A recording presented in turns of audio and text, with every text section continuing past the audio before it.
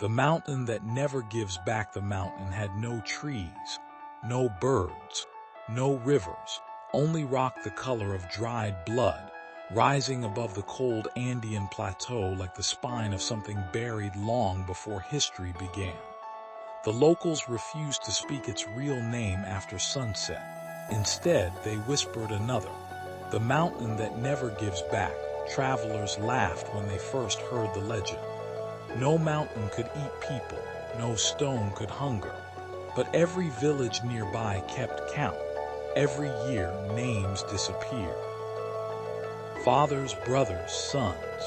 The mountain always took more than it returned. It began nearly 500 years ago. A shepherd searching for a missing llama built a fire beneath an outcrop of strange red stone. When dawn arrived, silver shimmered through the scorched rock. By the following season, strangers appeared. They carved roads into the mountain. They drove iron into its skin. They blasted open its ribs, and the mountain woke. No one noticed at first. The accidents were blamed on loose rock. The suffocating air was blamed on poor ventilation. The whispers echoing through empty tunnels were blamed on exhaustion.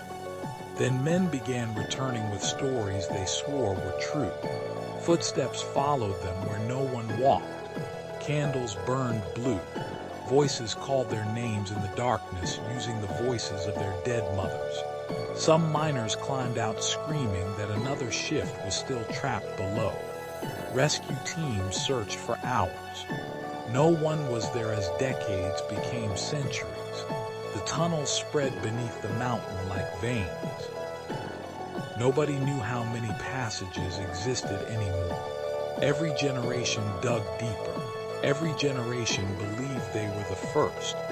But sometimes a miner would strike through a wall and discover another tunnel, an old tunnel older than maps. Inside would be rusted tools that no one recognized, boot prints frozen in ancient dust, half-burned candles that somehow still smelled of smoke. Sometimes there were helmets. Sometimes there were skeletons sitting upright against the wall, always facing deeper into the darkness. Never toward the exit the miners developed rules. Never whistle underground. Never answer someone calling your name unless you can see their face. Never walk alone after the final blast. And if you find fresh footprints that end at a solid wall, turn around immediately. No one remembered who created those rules. No one dared break them.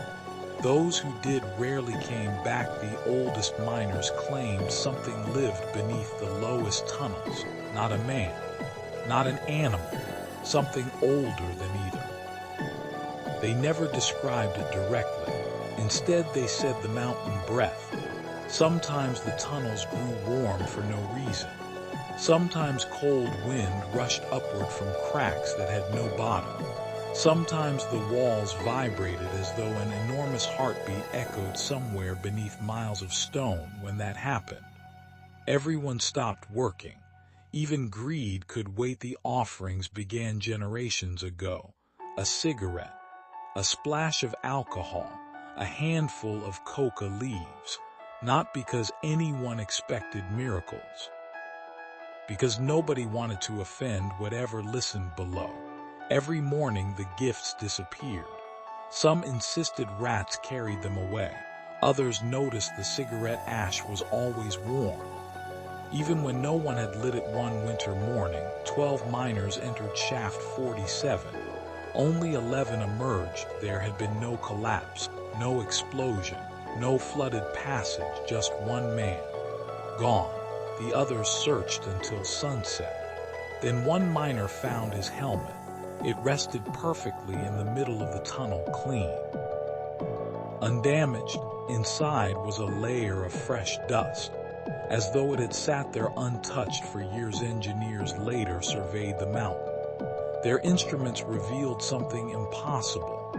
The entire peak was sinking, not because of erosion, not because of mining, because enormous empty spaces had formed deep inside.